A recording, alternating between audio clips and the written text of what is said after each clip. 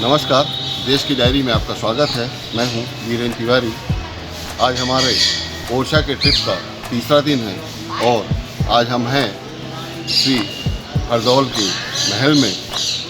हमारे पीछे ये श्री हरदौल का बैठका है। श्री हरदौल ओरछा राजा के पुत्र थे और मुगलों ने षड्यंत्र करके मात्र 23 वर्ष की उम्र में ही इनकी भाभी द्वारा इनको जहर देके मरवा दिया था। लेकिन बुंदेलखंड में ये बहुत पूजनीय है, इनकी बहुत मान्यता है। बुंदेलखंड के लोग इन्हें आज भी जीवित मानते हैं और किसी भी मांगलिक कार्य का प्रथम निमंत्रण इनको देते हैं।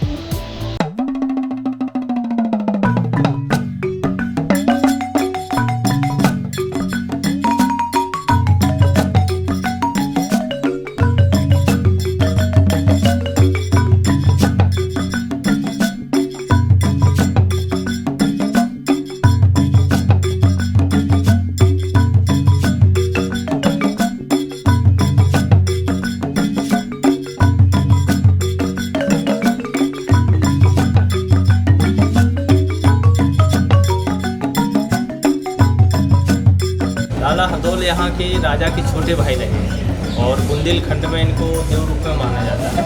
कोई भी यहाँ मांगलिक कार्य होता है बुंदेलखंड में तो प्रथम निमंत्रण हरदौल जी के समक्ष रखा जाता है। इसके पीछे मानता है कि आज भी हरदौल जी महाराज उस कार्य में पहुँचते हैं, उस कार्य को अच्छी तरह संपन्न करते हैं। इसके पीछे है कि मरने के बाद अपनी बहन के यहाँ भात दे के पहुँचे, क्योंकि ये मर चुके थे। मरने के बाद इनकी भांजी की शादी हुई तो इनकी बहन इनकी समाधि पर आती हैं कि भांजी की शादी है, जब तक आप भात नहीं देंगे, शादी में सम्मिलित नहीं होंगे, तब तक शादी संपन्न नहीं होगी। क्योंकि ये मर चुके थे। मरने के बाद भी उनने आभास किया अपनी बहन को कि जिस दिन में शादी होगी उस दिन मैं आऊँगा और आपको भात दूंगा और जो मामा का दायित्व होता है शादी में मैं पूर्ण करूँगा। तो जिस दिन उनकी भांजी की शादी हुई है उस दिन महाराज हरदौल वहाँ प्रकट हुए हैं और भात की जो प्रक्रिया होती बुंदेलखंड में मामा के माध्यम से पूरी प्रक्रिया उनने वहाँ जाके संपन्न की, सबको दर्शन दिए। जैसे ही दर्शन दिए तो बहन ने एक वचन मांगा है इनसे उस समय कि आप इसी प्रकार इस लोक में रहें और जिस प्रकार मेरा कार्य संपन्न किया है इस प्रकार सबका कार्य संपन्न करें। इसलिए आज भी कोई मानता है कहीं भी कोई शादी होती है तो प्रथम भात महाराज हरदौल जी से मांगा है। तो हरदौल जी वहाँ पहुँच के उस कार्य को संपन्न करते हैं, जो भात का दायित्व है उसको पूर्ण करते हैं। इसलिए बुंदेलखंड में ये समझिए प्रथम पूछ हो गए हैं। इनकी मृत्यु कैसे हुई? मृत्यु का कारण है कि मुगलों ने उस समय एक षड्यंत्र रचा। जिस समय ओरछा बुंदेलखंड की राजधानी थी और मुगल चाहते थे कि ये ओरछा बुंदेलखंड मुगलों के अधीनस्थ आ जाए। तो मुगलों ने एक षड्यंत्र के अंतर्गत इनके बड़े भाई से कहा गया कि ये भाभी के प्रति गलत भाव रखते हैं महाराज हरदौल, क्योंकि महाराज हरदौल भाभी को मात्र माता के समान मानते थे। तो इनके भाई को एकाएक शक हो जाता है कि उनका भाभी के प्रति गलत भाव है। तो ये भाभी को आदेश देते, माने यहाँ की रानी को, इनकी भाभी को, कि अगर तुम इन्हें पुत्रवत मानती हो तो विषयुक्त भोजन दो, विष में भोजन मिला के दो। तो इन्हें रानी ने विषयुक्त भोजन बनाया और इनकी समक्ष रख दिया कि इस कारण आप पे एक आरोप लगा है तो इस कारण मैं तुम्हें विषयुक्त भोजन दे दूँ। तो महाराज हरदौल उस भोजन को साहस खा लेते हैं और खाने के उपरांत इनकी मृत्यु होती है।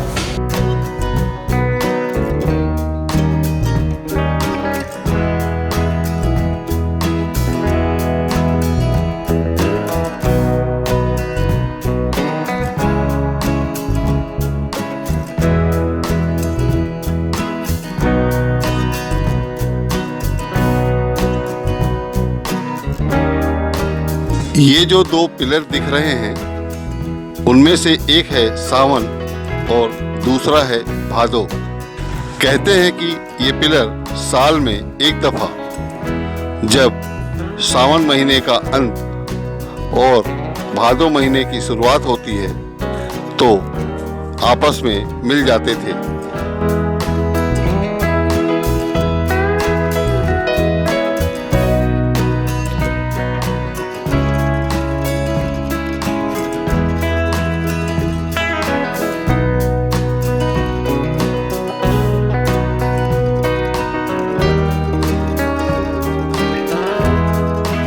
इस समय हम खड़े हैं ओरछा के लक्ष्मी मंदिर में। धन एवं वैभव की देवी लक्ष्मी मंदिर का निर्माण महाराजा वीर सिंह ने कराया था। ये मंदिर आयताकार बना हुआ है, लेकिन बाहर से देखने पे त्रिकोणीय दिखता है। यही इसकी सबसे बड़ी विशेषता है। चलिए अंदर देखते हैं कि इस मंदिर का आर्किटेक्चर कैसा है।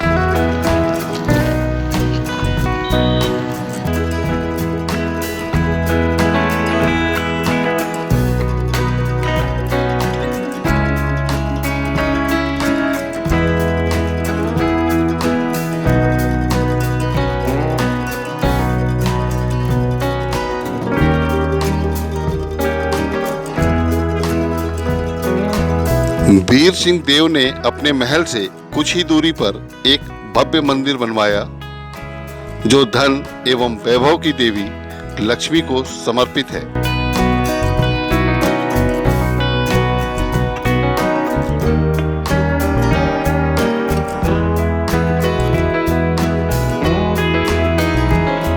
मंदिर बाहर से देखने में त्रिकोणी लगता है मगर है वो चौकोर।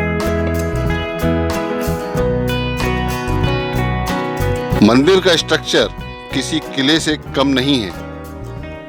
यहाँ से ओरछा नगरी का विहंगम दृश्य देखते ही बनता है। मंदिर में रोशनी और हवा के लिए सुंदर झरोखे बनाए गए हैं। कहते हैं कि इस मंदिर का निर्माण तांत्रिक क्रियाकलापों के लिए तांत्रिक विधि से कराया गया था। दावा है कि बुंदेलखंड का एकमात्र मंदिर जो श्रीयंत्र और उल्लू की चोंच के आकार में बनाया गया है।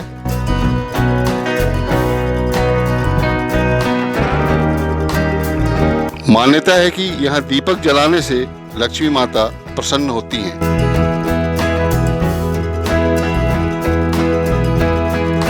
मंदिर की दरों दीवारों पर रामायण और महाभारत की कथाएं चित्रों के जरिए उकेरे गए हैं।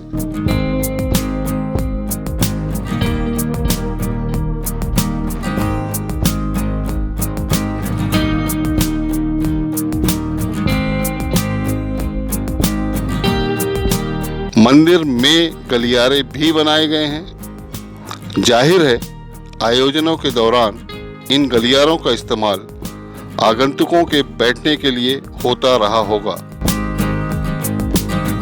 चित्रों के चटकीले रंग इतने जीवंत लगते हैं जैसे वह हाल में ही बने हों।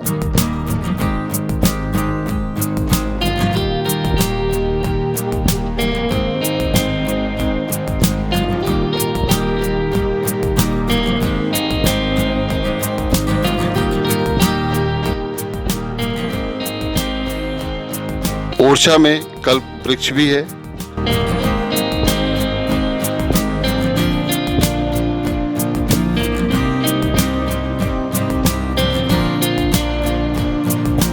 जो समुद्र मंथन के दौरान निकले 14 रत्नों में से एक है। कहते हैं इस वृक्ष के दर्शन मात्र से जीवन धन्य हो जाता है। फिलहाल कल्प वृक्ष तक पहुंचने का मार्ग नहीं बचा है।